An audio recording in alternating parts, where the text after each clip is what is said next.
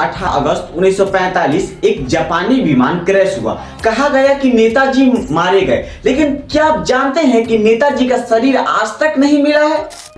हिंदुस्तानी world war 2 में अंग्रेजों की तरफ से लड़ेंगे। जापान ने कहा कि बॉस मारे गए, रूस ने कहा कि हमारे यहाँ नहीं है। तो सवाल ये है कि सच कौन छिपा रहा है? ये फैसला बापू ने अकेले लिया, हमसे पूछा। 3 जांच आयोग बैठा, सैकड़ों रिपोर्ट आया, लेकिन आज तक कोई ये साबित नहीं कर पाया है कि नेताजी सच में मारे गए या नहीं।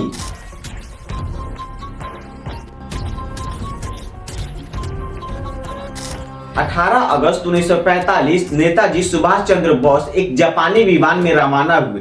टेक ऑफ के तुरंत बाद जापानी विमान में आग लगने के कारण नेताजी भी गंभीर हालत में जलन हो गए। वहीं मिलिट्री हॉस्पिटल में ले जाया गया और सुबह 19 अगस्त की सुबह उनकी मौत घोषित हो गई।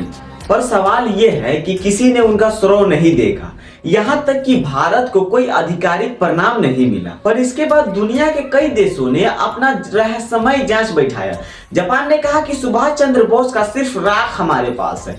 रूस ने कहा कि सुभाष चंद्र बोस हमारे यहाँ नहीं आए। ब्रिटिश ने कहा कि सुभाष चंद्र बोस को जीवित रहने की संभावना है। भारत ने सुभाष चंद्र बोस के मामले पर 3 बार जांच आयोग बैठाया।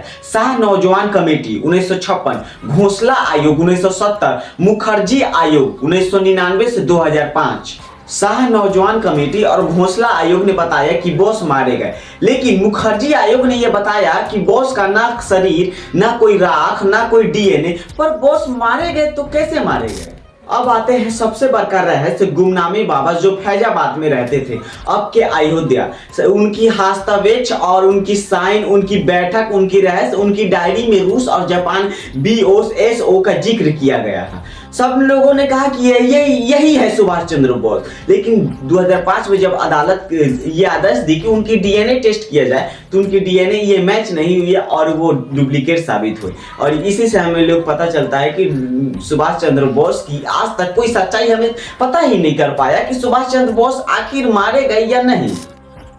नेताजी का आखिरी संदेश यही था कि भारत को आजादी मिलनी चाहिए और इंसाफ मिलना चाहिए। लेकिन सोचिए ना, जो इंसान हम लोगों के लिए इतना लड़ा, यहाँ तक कि हिटलर से जाकर मिला, जो दुनिया का सबसे बड़ा तानाशाह है हिटलर, उससे जाकर मिला, फिर भी और वह उनका सच हम लोगों से छुपाया गया है। भारत को एक बार और जांच आयोग बैठाना चाहिए। इतिहास आज पूछ रहा है कि सुभाष चंद्र बोस आप कहाँ हैं?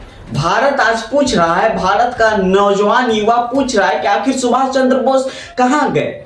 लेकिन सरकार के पास कोई जवाब नहीं। इतने जांच आयोग के बैठने के क्या फायदा जब हमें कोई सच ही बता ही नहीं पा रहा है। भारत को एक बार और जांच आयोग बैठाना चाहिए और पूरा तहकीकात से बैठाना चाहिए।